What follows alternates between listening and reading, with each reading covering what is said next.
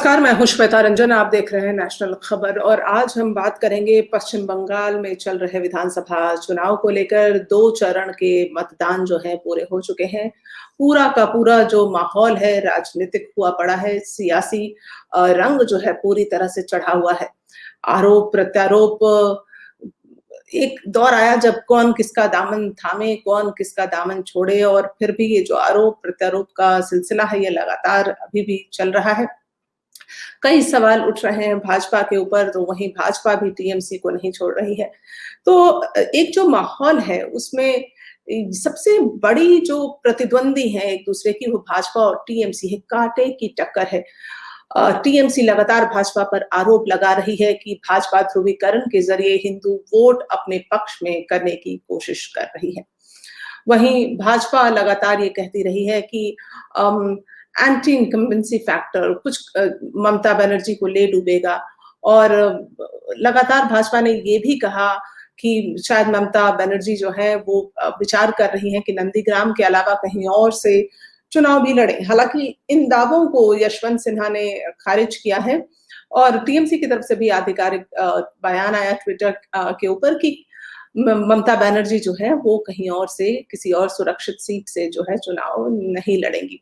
लेकिन टीएमसी ने जो पार्टी है एआईएम नेता असदुद्दीन ओवैसी पर भी मुस्लिम वोटों को बांटने का आरोप लगाया है, निशाना साधा है।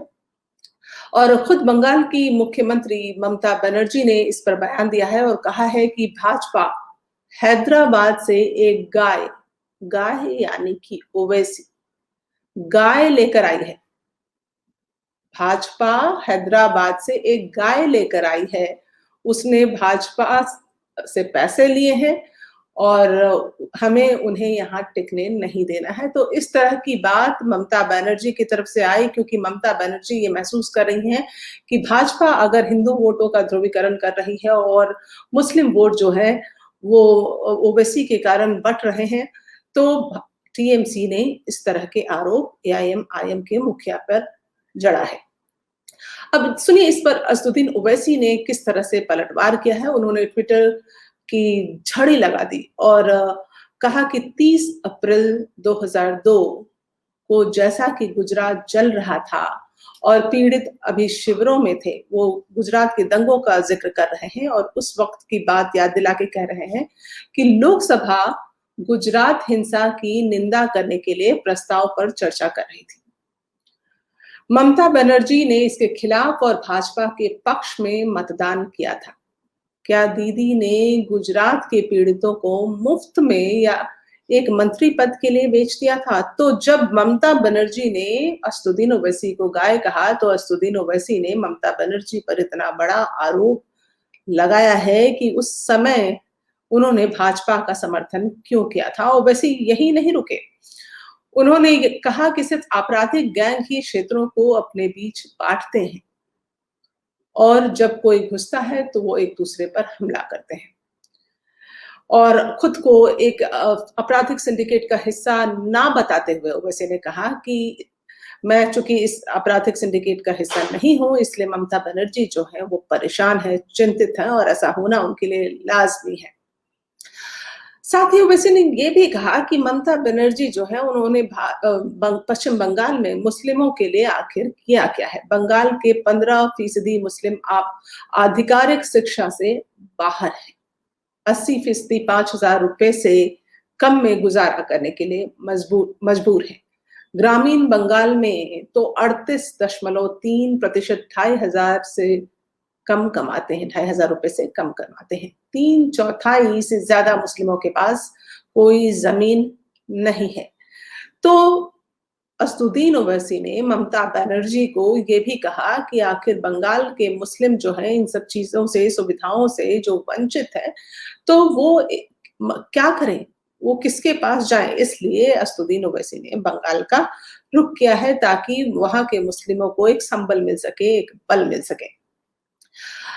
एआईएम के मुखिया ने कहा कि हम इंसान हैं और हम यहाँ सिर्फ ममता बनर्जी को जिताने के लिए पैदा नहीं हुए। उन्होंने कहा कि उनका उद्देश्य सिर्फ ममता बनर्जी को जिताना नहीं है।